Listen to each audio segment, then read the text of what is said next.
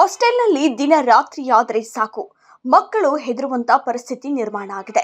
ಮಕ್ಕಳು ಹಾಸ್ಟೆಲ್ನಲ್ಲಿ ಹೋಂವರ್ಕ್ ಮಾಡಬೇಕು ಅಥವಾ ಓದಬೇಕು ಅಂದ್ರೂ ಕೂಡ ಇಲ್ಲಿನ ಸಮಸ್ಯೆ ಅವರನ್ನ ಕತ್ತಲಲ್ಲಿ ದೂಕಿದೆ. ಇದಕ್ಕೆ ಮುಖ್ಯ ಕಾರಣ ಇಲ್ಲಿನ ವಿದ್ಯುತ್ ವ್ಯವಸ್ಥೆ. ದಿನನಿತ್ಯ ಈ ಹಾಸ್ಟೆಲ್ನ ಮಕ್ಕಳು ಕತ್ತಲಿನಲ್ಲಿ ಕಾಲ ಕಳೆಯುವಂತ ಪರಿಸ್ಥಿತಿ ನಿರ್ಮಾಣವಾಗ್ತಾ ಇದೆ.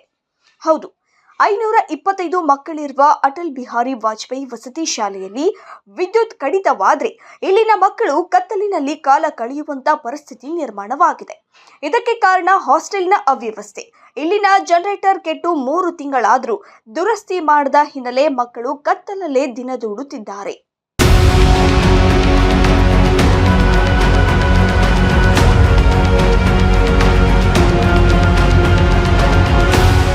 ಪಾವಗಡ ತಾಲೂಕಿನ ದೊಡ್ಡಹಳ್ಳಿ ಗ್ರಾಮದಲ್ಲಿರುವ ಅಟಲ್ ಬಿಹಾರಿ ವಾಜಪೇಯಿ ವಸತಿ ಶಾಲೆಯಲ್ಲಿ 6ನೇ ತರಗತಿಯಿಂದ PUCವರೆಗೆ 525 ವಿದ್ಯಾರ್ಥಿಗಳು ವ್ಯಾಸಂಗ ಮಾಡುತ್ತಿದ್ದು, ತುಮಕೂರು ಜಿಲ್ಲೆಯಲ್ಲ ಸುತ್ತಮುತ್ತಲಿನ ಅನೇಕ ಜಿಲ್ಲೆಗಳ ಮಕ್ಕಳು ವ್ಯಾಸಂಗ ಮಾಡುತ್ತಿದ್ದಾರೆ. ಗ್ರಾಮ ಹೊರವಲಯದ ಬೆಟ್ಟಕ್ಕೆ ಅಂಟಿಕೊಂಡಿರುವ ವಸತಿ ಶಾಲೆಯಲ್ಲಿ ಮಳೆ ಬಂದ್ರೆ ಸಾಕು ವಿದ್ಯುತ್ ಅವಘಡಗಳು ಸಂಭವಿಸಿ ಬೆಸ್ಕಾಂ ವಿದ್ಯುತ್ ಪೂರೈಕೆ ಸ್ಥಗಿತಗೊಳ್ಳುತ್ತೆ. ಈ ಸಂದರ್ಭದಲ್ಲಿ ಉಪಯೋಗಿಸಲು ಇರುವ ಜನರೇಟರ್ ಕೂಡ 3 ತಿಂಗಳಿನಿಂದ ಕೆಟ್ಟು ನಿಂತಿದೆ. ಕರೆಂಟ್ ಇಲ್ಲದೆ ಮಕ್ಕಳು ದೀಪದ ಬೆಳಕಿನಲ್ಲಿ ಇರಬೇಕಾದ ಪರಿಸ್ಥಿತಿ ನಿರ್ಮಾಣವಾಗಿದೆ. ಫ್ಯಾನ್, ಲೈಟ್ ಇಲ್ಲದೆ ಮಕ್ಕಳು ಸಮಸ್ಯೆ ಎದುರಿಸುವಂತಾಗಿದೆ.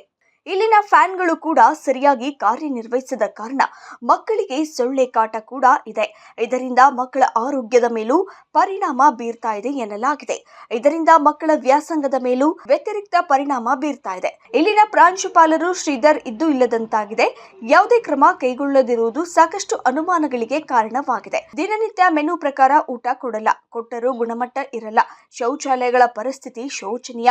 ಮೂತ್ರ ವಿಸರ್ಜನೆಗೆ ಹೋದವರು ಡೋರ್ ಹಿಡಿದು ಕುಳಿತುಕೊಳ್ಳಬೇಕಾದ ದುಸ್ಥಿತಿ ವಸತಿ ಶಾಲೆಯಲ್ಲಿದೆ. ರಾಜ್ಯದಲ್ಲಿನ 700ಕ್ಕೂ ಹೆಚ್ಚು ವಸತಿ ಶಾಲೆಗಳ ಪೈಕಿ 525 ಮಕ್ಕಳಿರುವ ಈ ಶಾಲೆಯಲ್ಲಿ ಹಗಲು ಸಮಯದಲ್ಲಿ ಕಾವಲುಗಾರನಿಲ್ಲದ ಏಕೈಕ ವಸತಿ ಶಾಲೆ ಇದಾಗಿದೆ.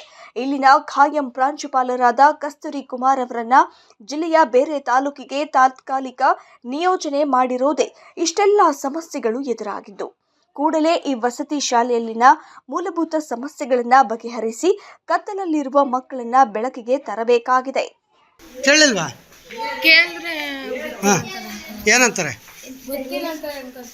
ಎಲ್ಲರಿಗೂ ಭಯ. ಕೇಳಿದ್ರೆ ಕೇಳಕ್ ಭಯದ? ಏನು ಹೊಡಿತಾರೆ? ಇಲ್ಲ ಅಂಕಲ್. ಮತ್ತೆ ಯಾಕೆ ಕರೆಂಟ್ ಇಲ್ಲ ಅಂತ ಏನಕ್ಕೆ ಕೇಳಲಿಲ್ಲ? ಇವರೆಲ್ಲ ಸುಮ್ಮನೆ ಇರ್ತಾರೆ ಅಂಕಲ್. ನಾವು ಸುಮ್ಮನೆ ಕೇಳಿದ್ರೆ ಅವ್ರು ಸುಮ್ಮನೆ ಇದ್ದಾರೆ ಅಂತ ಹೇಳ್ತಾರೆ. ಯಾಕ್ರ ಕರೆಂಟ್ ಇಲ್ವೇನೋ? ಇಲ್ಲ ಅಂಕಲ್. ಇಲ್ವಾ ಕರೆಂಟ್? ಇಲ್ಲ ಅಂಕಲ್. ಮತ್ತೆ ಕತ್ಲೆಲ್ಲ ಇದ್ದೀರಲ್ವೋ? ಹ್ಞೂ ಅಂಕಲ್. ಫ್ಯಾನ್ ಒಂದು ತಿರ್ಗಲ್ವೇ? ತಿರ್ಗಲ್ಲ ಅಂಕಲ್. ವಾಷಿಂಗ್ ಫ್ಲೋರ್ ಇಲ್ಲ ಅಂಕಲ್. ಯಾಕೋ ಕರೆಂಟ್ ಇಲ್ವೇನೋ? ಇಲ್ಲ ಅಂಕಲ್. ಸ್ನಾನ ಮಾಡಿದ್ರೆ ಹಂಗೆ ಬಂದಿದ್ದೀವಿ. ನೀವು ಕುತ್ಕೋಬೇಕಾ? ಹೇಳ್ತೀನಿ ನಿಮ್ಮ ಪ್ರಿನ್ಸಿಪಾಲ್